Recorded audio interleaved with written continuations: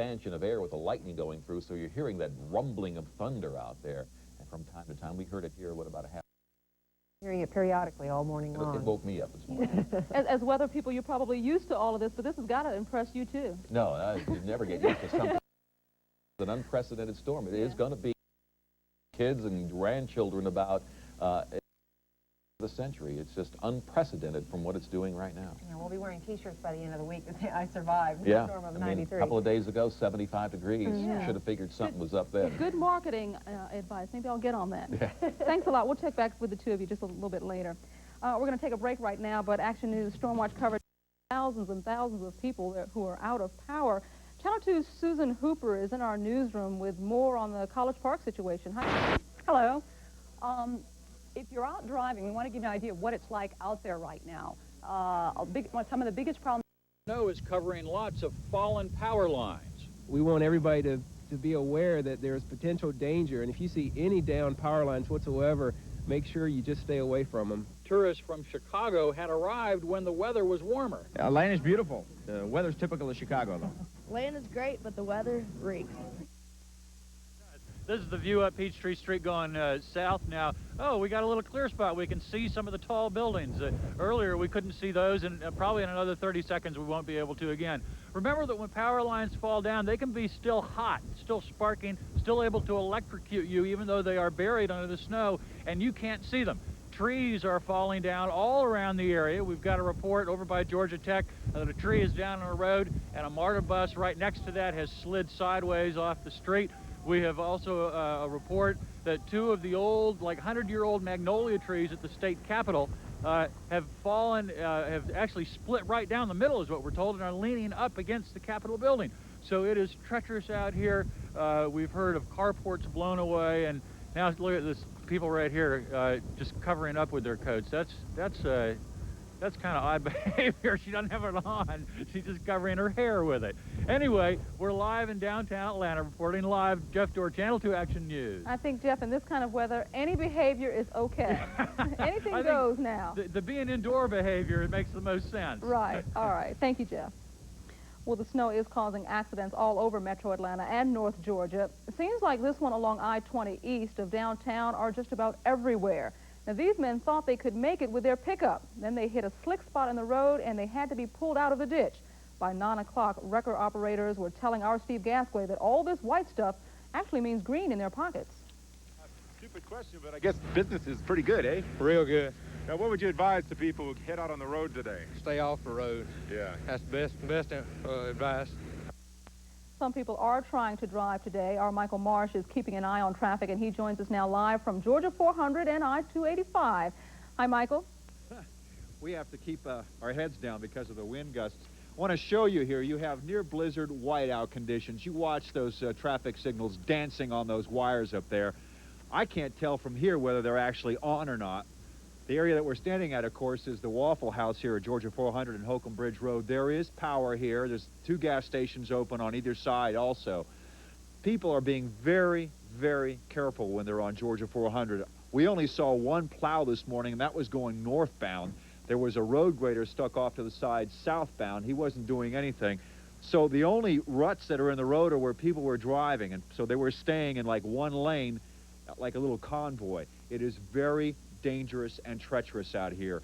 Already with the temperature falling the way it's done, down below the snow here is ice. So when you apply your brakes, all you're going to do is slide.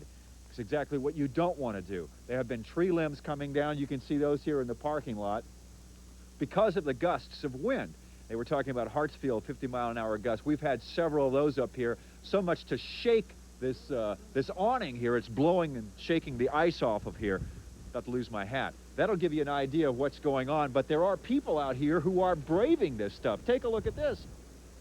I mean, you've got to be dressed warmly. Some people who are housebound are coming over here because this is one of the few places that they can get anything to eat if they didn't go to the grocery store earlier in the week, as they predicted the storm was going to come in. Yeah, it's a storm of a lifetime, but you don't want to be out here. This is very, very treacherous. Now, we're going to take another bird's eye view. We got Steve Gasquet, who's over on I-20. Steve. Michael, it has been one wild day on I-20. As you can see, a piece of paper just flying in the wind. That's how strong the wind is right here. As you can see, some of the traffic is moving quite well on I-20. Right now, we're not too far from Flat Shoals Road. But about a half an hour ago, or an hour ago, there was a little mishap down the road on I-20 eastbound that tied up traffic for miles. No one was hurt in the accident along I-20, but look at the mess it caused. It all happened when a tractor-trailer apparently slipped into a tour bus. A tour bus full of pilgrims from Miami on their way to see the Virgin Mary apparition in Rockdale County. How long have you been here, ma'am? In this place right here? Yeah. For about 1 hour or more. Oh. Yes. What have you been doing for fun? Just laughing and singing.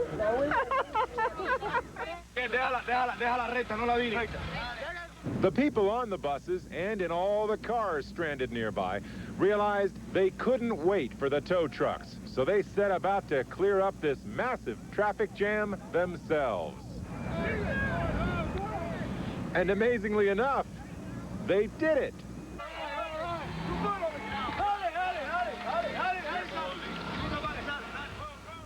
That was just incredible. You know, at one point, DeKalb police were a little bit worried that that bus might slide, but it didn't.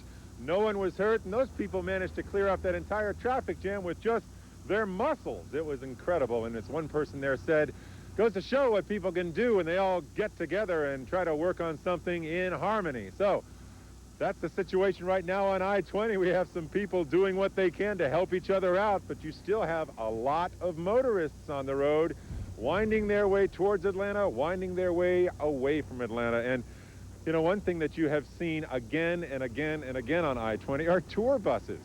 Because as we've been saying all morning, even though this is the storm of the century, there are thousands, tens of thousands of people headed out to Rockdale County to see that Virgin Mary apparition there near Conyers. This storm has not slowed them down one bit, so I guess that's a testament to the power of faith. Reporting live on I-20, Steve Gasquet, Channel 2 Action News. Steve, we've obviously been telling people to stay off the roads, but we send our own crews out. Are you all getting around okay? We're getting around okay, Lisa. It's, you know, like news crews, we always get where we need to go. That's right. All right, we appreciate it. Thanks a lot. Well, we want to mention also that the airport, Hartsfield-Atlanta Airport, is shut down. No traffic in or out. Joining us now from the newsroom is Channel 2's Susan Hooper with an update on that. Hi, Susan. Hi. As you said, Hartsfield Airport is shut down. No flights in and out. 3 o'clock this afternoon is about when they think they might be able to get something in and out. People who have been arriving around 10 a.m. found lines from the check-in all the way back to baggage. Among the stranded travelers, you had a group of school children who came from Honolulu. They're on their way to the space camp in Huntsville. Other passengers that we talked to there said basically no idea how long they're going to be there. How long you been waiting? About 30 minutes. It took us about an hour and a half to get here. What do you think about the snow? I think it's great. If we didn't have to fly, I'd be out playing in it. We're headed for Huntsville, Alabama. But because of the road conditions, we're stuck here for a while at least. No one knows just how long they'll be stuck there. Hartsfield is just one of the major airports swamped by the snow. Storm has crippled air travel to many parts of the country, and if you have air travel plans today, make sure you call your airline directly. They're the only ones who can help you. Just remember, be patient, take your time. Right, I guess they're advising people to call ahead, too. Call ahead, definitely call ahead. Right, also airports in New York, Newark, and Washington have been closed as well. Well, meanwhile, Governor Miller has declared a state of emergency for all of Georgia today, and he has mobilized the National Guard to help out. I spoke to the governor within the past hour, and I asked him what the state is doing to help people who find themselves in an emergency situation. We have opened up armories all across North Georgia. But, of course, the problem is the people being able to get to those armories because the roads are so impassable. What are you doing about that, then? I mean, you have these facilities and this manpower available. Are you even going to be able to provide the services to the people who need them? Because, you know, you're stuck just like everybody else. We're doing our very best. You see, we're hampered, especially because of the wind, which means that we can't get the choppers up to see what's going on in some places. And, of course, the roads in many places are completely impassable. We're doing very good in keeping one lane open, for example, up I-75 north. The best advice we can give right now is for people to stay at home. of the things that is happening on the highways, for example, especially on the interstate, is that we're having motorists stranded because they cannot get gasoline because the power is out at the service stations along the expressway. It's a bad situation, and it's going to get rougher. Yeah. Any estimates on damage? Generally, when you have something like this, then there are down power lines and damage? It is far too early to tell about that. Okay. It is far too early to tell about that. We have declared, I did at 5 o'clock this morning, a state of emergency. We've got the National Guard mobilized as best we can. We're trying to set up shelters wherever they're needed. And I think that the worst is yet to come because the temperatures are falling, as you know, as you have said. And when those temperatures fall, you're going to have a lot of icy and freezing conditions. Are there any other measures that you're considering, Governor Miller? Well, one of the things that we've always been able to do that we can't do this time is that we've been able to call on other states for help. That we've been able to, for instance, this is one of the problems that Georgia Power is running into. They could always call and get extra crews to come in from other surrounding states to help with crises like this. We can't do that now because they too have similar situations. Right. So it is a huge mess. It's one of the roughest that we've ever seen, if not the roughest. Right. Finally, Governor Miller, maybe a personal assessment of everything you've seen and how this rates to you. Well, it's the roughest that I've ever seen. I was talking to some of my people back in Young Harris. They say the snow up there is over 1.5 feet deep. I think the best advice that we can give to people right now, especially in automobiles, is to stay at home. Governor Zell Miller, who joined me on the phone just a little while ago. We also have on the phone Mr. Paul Johnson, who is with Douglas County Fire Department, and we are hearing a little bit throughout this afternoon of trouble spots, and I guess there are some in Douglas County. What can you tell us about that, Mr. Johnson? Primarily, we're prioritizing relocating elderly people and families with small children who have no heat because we have scattered power outages throughout our county this time because trees across power lines. Trouble with people getting on the roads, even though we've been advising folks all morning long to stay off the roads? No, well, traffic is almost at a virtual standstill in our county now. Our emergency vehicles are having a very difficult time in moving. Some locations we cannot even get to without four-wheel drives and chains. Right. For those people who decide that they're going to take a chance anyway and get out and perhaps they do get stuck, what advice do you have for folks who are stuck on the side of the road? Well, I would advise them to go to the nearest residence they could possibly go to. Any other trouble that you're having with folks not cooperating? No, we still get a lot of calls for people who just want us to go to the store for them and pick up milk or bread, but, you know, we cannot handle those calls whatsoever today. This is such a serious storm, and luckily we have not heard of any serious injuries so far. Have you? No, thankfully so far we have not. Of course, we've had several calls that, you know, there could have been a different result, but no serious injuries so far. Okay. All righty. Thank you very much, Paul Johnson. Thanks for joining us.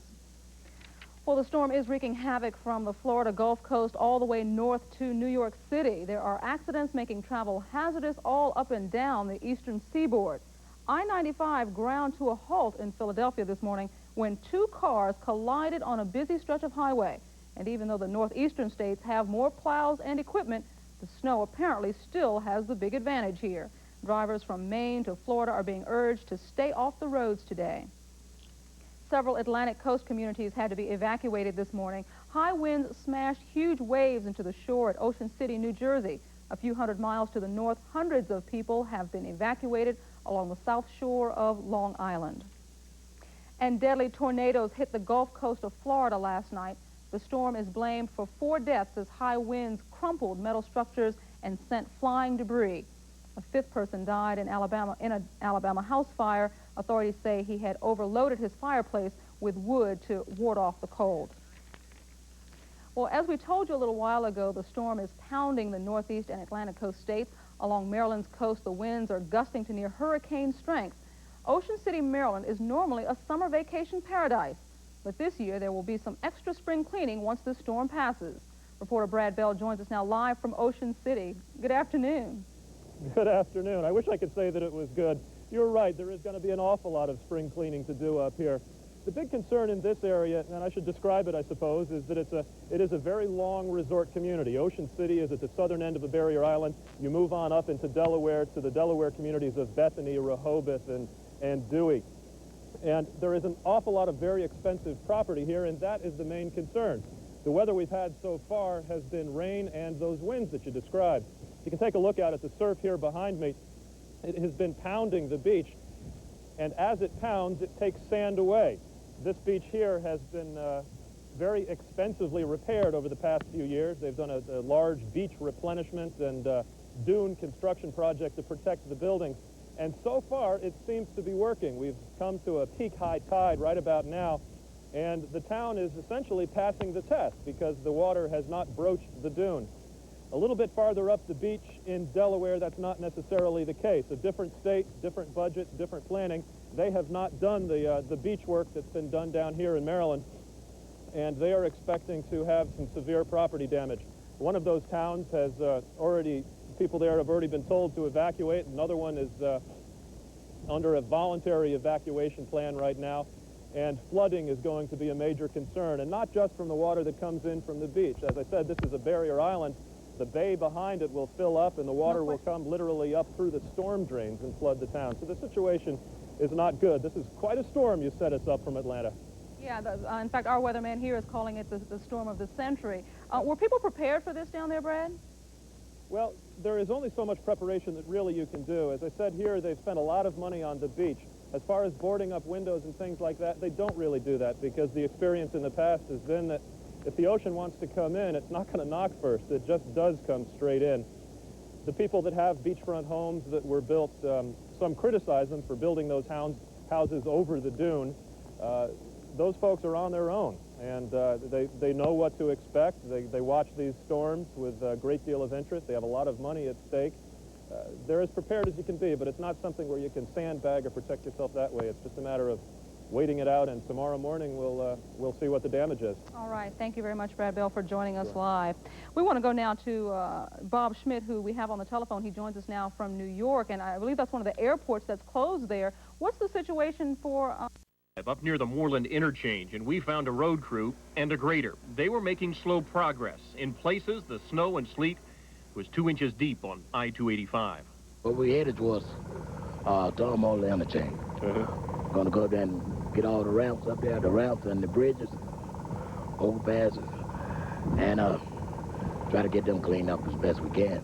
Steele says he and his crew plan to go round the clock, and there is plenty to do. The only fear he has is if and when all this freezes and gets slick. And even with this monster, he says it can bog down. You're not having any problems with that grader with this, are you? Yeah, it get a little bogged down sometimes. Really? We have to run in a low gear, that's why it's so slow. Eastport, here I come. Okay. These ladies were bailing out. They had opened up this McDonald's on Chamblee Tucker, but with no customers and the threat of more snow, they were calling the whole thing off. Well, we have 4 McDonald's, and we had to close all 4 of ours today. Really? Yeah, we had about 28 customers or something like that all day long.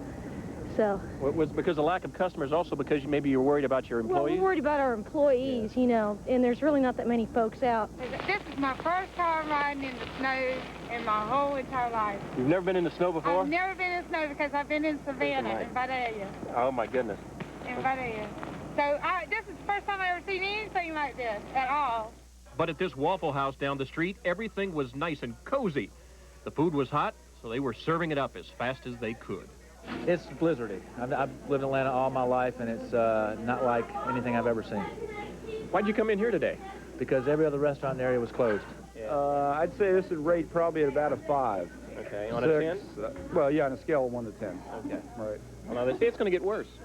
That's what we hear, but yeah, I couldn't help it. I just wanted to come out and see how bad it was. Leave it to a New Yorker to want to find out how bad it is here in the South with 4 inches of snow already on the ground. By the way, don't get out if you don't have to, if that hasn't already sunk in. The only sure way of getting around if you do have to, if it's an emergency or whatever, is by 4-wheel drive. And just because you think that you have a heavy vehicle, don't let that lull you into any sense of safety. On the way back over here, from Chamblee Tucker down off La Vista, we counted 5 MARTA buses in the ditch. That's 5 MARTA buses, and those are not light vehicles. And they were having problems getting around out there. And unfortunately, people still just want to get out and take a look, but it's not safe at all. I cannot imagine, and Ken, you were talking about this just a minute ago, I cannot imagine why people are getting out and about. I mean, are there that many people that actually have to get out and do something? Because There's no real reason for it, and the roads are not passable at all. It's just not recommended. You have a hunch that people are just out there trying to see what it's like to drive in the snow. Joyriding. They don't get to see it that often, perhaps. They want to see and feel what it's like. They want to see what's happening out there. I don't know what it is, but they're out. All right, Russ Jamison, thank you. Yeah. Well, it didn't start snowing in downtown Atlanta until about 5 o'clock this morning. But as Channel 5's Jim Kazurski and photographer Jeff Moore show us now, the winter storm hit downtown with a vengeance. No, this is not Lake Michigan Avenue in Chicago. It is Peachtree Street in Atlanta. Swirling, gale-force winds whipped around buildings and howled down city streets. We come from New Hampshire for spring in Atlanta, and you do this stuff to us? Just for you. Thanks a lot. I really appreciate it. Just walking was taking a risk. The sidewalks and pavements icy and slick. You're gonna blow away. Put some rocks in your pocket. Why are you out here today? I'm working for the Atlanta Committee for the Olympic Games. The Winter Games or the Summer Games? The Summer Games. Oh, yeah? The Hyatt Regency Hotel was full of Olympic officials and hundreds of others in town to attend a business leadership conference at the World Congress Center, and they were determined to get there. I mean, whatever's going on there isn't going to stop, huh? Nothing. It's not going to stop. Today. Not today, even not for the this. weekend. Hyatt engineer Larry White was ready with salt for the driveways.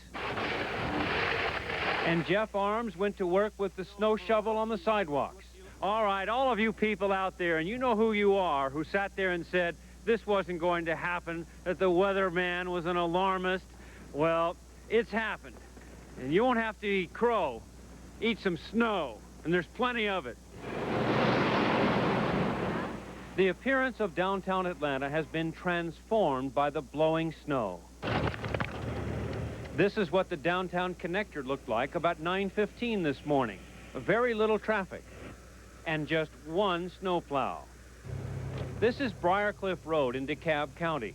The road is nearly impassable except for four-wheel drive vehicles or intrepid front-wheelers. At this intersection off of Briarcliff, a scrape between a bus and a taxi cab stopped all traffic. 3 buses ended up stranded. Cars that were making progress up the hill were also stopped. The conditions aren't fit for driving, but they are perfect for snowball fights. Jim Kazurski, Channel 5 Eyewitness News. With all this snow, there have been a lot of cancellations. The Fox Theater is canceling tonight's performance by David Copperfield. But even with more important events like weddings, they're also being canceled. We know of one such wedding. Well, joining us now on the phone is Pam Wall, and that's happened to you today. Pam? Yes, it was kind of a disappointment, but we're looking forward to Monday at 7:30. So you've already changed your arrangements, huh? We're calling everybody right now. Do you have a lot of people coming in from out of town, which is usually the case with weddings? Well, I have an aunt and uncle here at the house. They're still going to get to come, but I also have an uncle that's stranded at the Marriott at the airport, so he won't be able to come. Oh, he can't even get across town, No, huh? he's stuck there. So how many people were you expecting? I guess about 200. So you've been busy on the phone making those calls, letting everyone know about the We've been calling friends and splitting the list up, calling everybody. So I know a bride isn't supposed to see the groom before the wedding. What have you done today? Have you been able to talk with your fiancé about what's happening? About 5 times. But you're maintaining that distance? Oh, yeah. So how do you feel about having to put this off a few days? Well, it's kind of disappointing. We were all really excited, and we heard the predictions and everything, but we were hoping that it would miss us. All right, for those watching who are planning to attend your wedding, it has been rescheduled for Monday?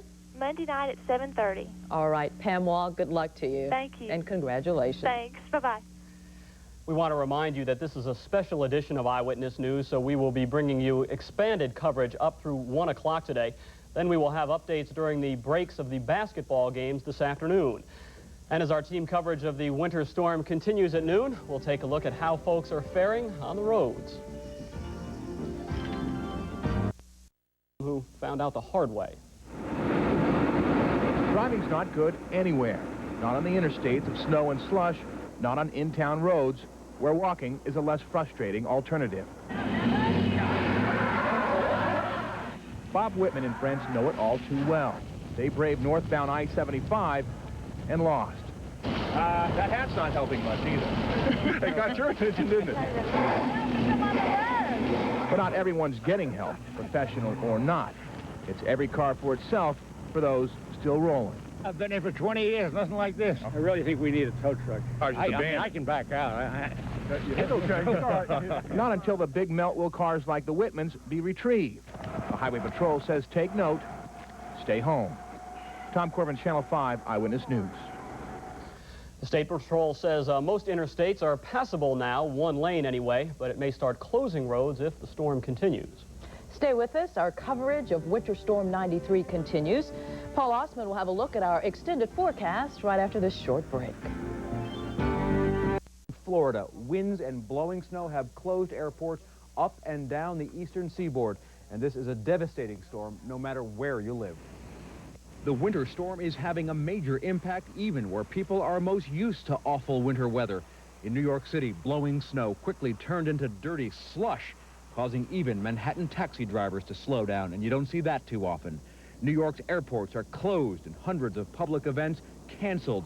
Waves crashed into the Seagate in Brooklyn. High winds are causing flooding along the eastern seaboard from Massachusetts south. Some barrier islands and shore communities are being evacuated in New Jersey and on the south shore of New York's Long Island.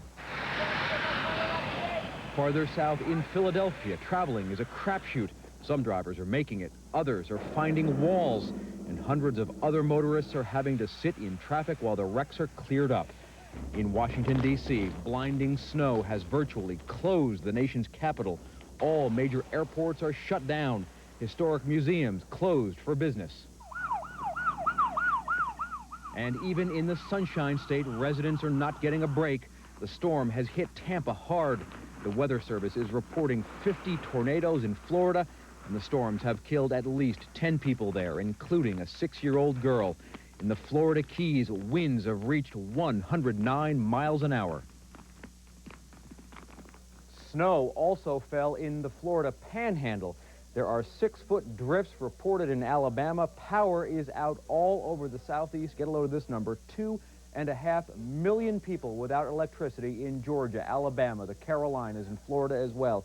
And because the snow in some areas is so deep, power crews cannot get there to fix the problem.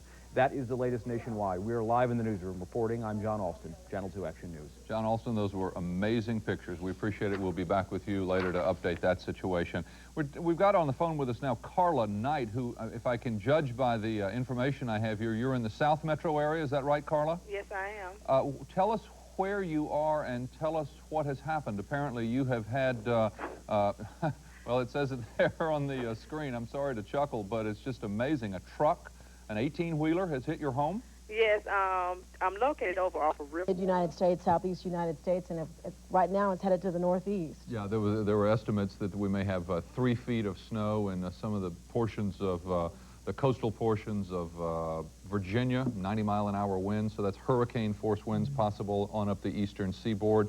Of course, there's some concern here because of not only the bad weather now, but the extreme cold that's going to be rolling in about the homeless in Atlanta. Governor Zell Miller told us just about 45 minutes ago that the freight depot, which is right downtown near Georgia State University, has been opened. That's a state facility. It's open for people who are without shelter or without a home. So if you can hear this message, then you should know that that is another of the shelters that is possible tonight. That's right, and there are, maybe 2 million people across the state, 250 to 300,000 customers that don't have electricity. Joining us on the phone now, hopefully with more information about that, is Greg Jones. Mr. Jones is with the Georgia Electrical Co-op. Mr. Jones, do you have any updated information for us in terms of what we are? The storm of this century caused death and destruction up and down the eastern United States, knocked out electricity, caused hundreds of accidents, and untold property damage. The killer storm is following a path of destruction along the east coast from the Florida Keys to the state of Maine. Emergencies have been declared in almost every state affected. Among those hardest hit, Florida, where 50 tornadoes touched down, leaving 13 people dead and 2 million without power. Alabama, a record 15 inches of snow, closed roads throughout the state. Georgia and South Carolina report up to a foot of snow and wind gusts up to 70 miles an hour. Tennessee has 21 inches of snow and thousands of stranded motorists.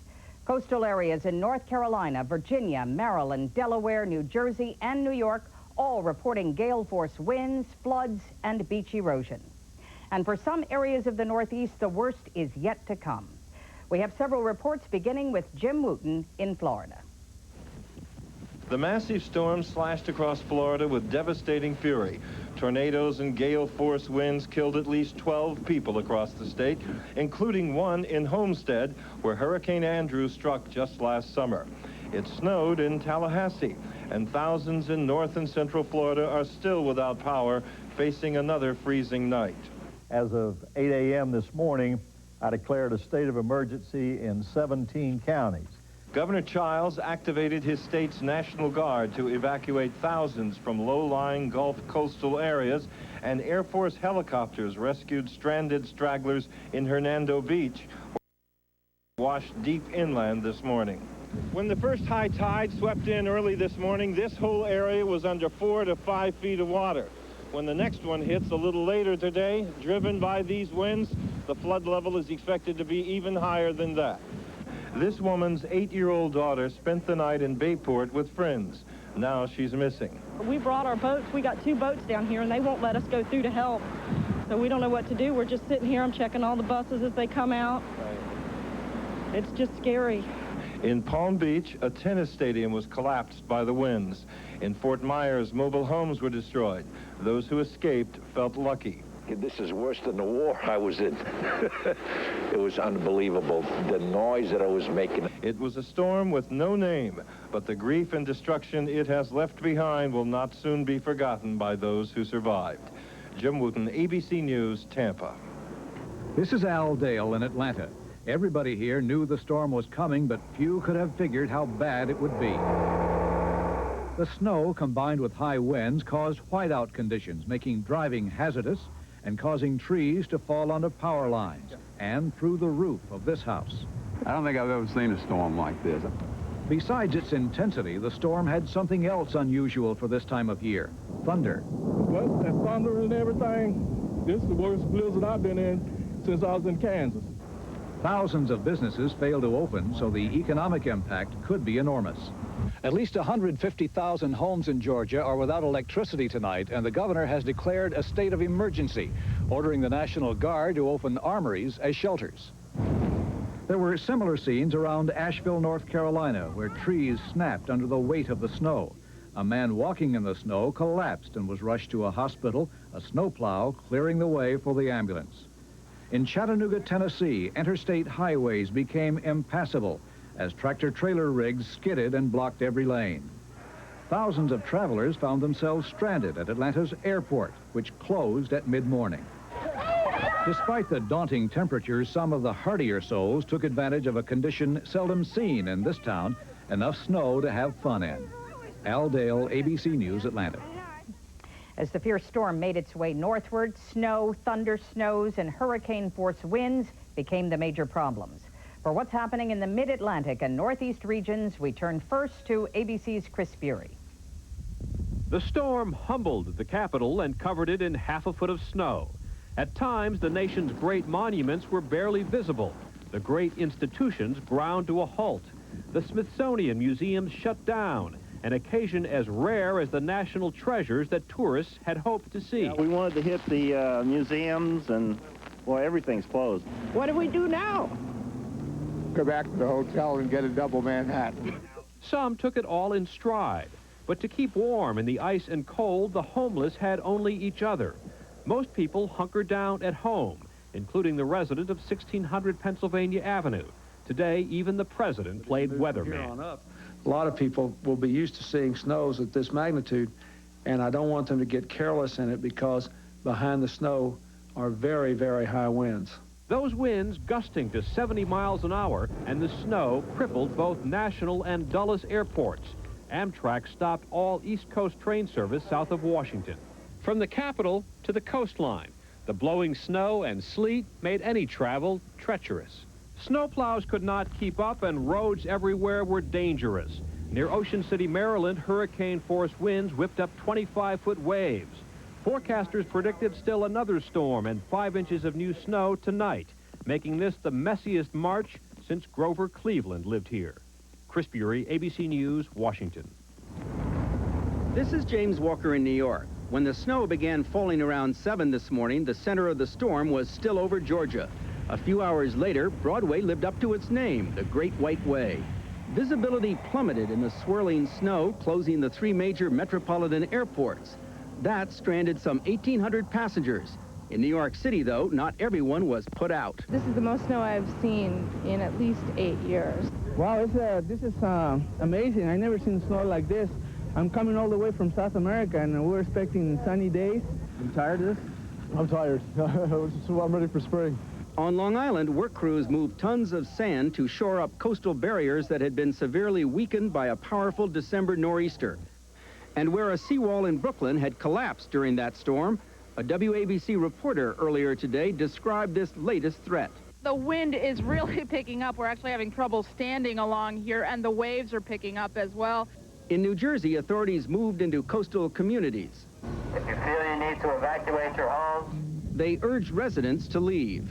This happens to be the anniversary of another major storm, the blizzard of 1888. It dumped over 5 feet of snow in the east. 21 inches fell here in Central Park.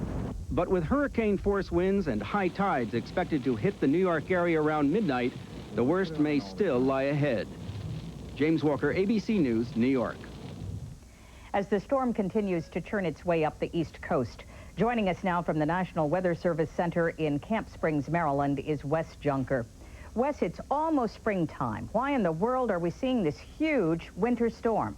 Well, we have 2 ingredients. One, an abnormally cold air mass from Canada, and another southern stream system that's brought a lot of tropical moisture northward.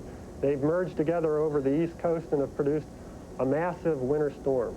Why would that cause not only snow, but these huge hurricane-force winds? Well, anytime you have a very strong temperature contrast, you end up usually having very strong winds. What is going to happen now? We've seen a lot of devastation, but the storm is still moving. What's likely to happen? Well, it looks like the storm's not over for most of the cities of the East Coast from Washington northward. Washington will probably get some more snow later this evening, and northward up into New England, the storm will be very heavy through tonight into tomorrow. In fact, Albany is forecasting 1 to 3 feet of snow with drifts to 10 feet. Now, there's been a lot of comparisons to the storm of 100 years ago, the storm of 1888. What differences are there? Well, that one produced bigger snows over New York City than this one's going to produce. And that one probably had stronger winds, but they're both very big storms. Thank you, Wes Junker of the National Weather Service. And we are going to continue to track the storm and bring you details as they become available. Coming up, the deepening political perils of Russian President Boris Yeltsin. And later in this broadcast,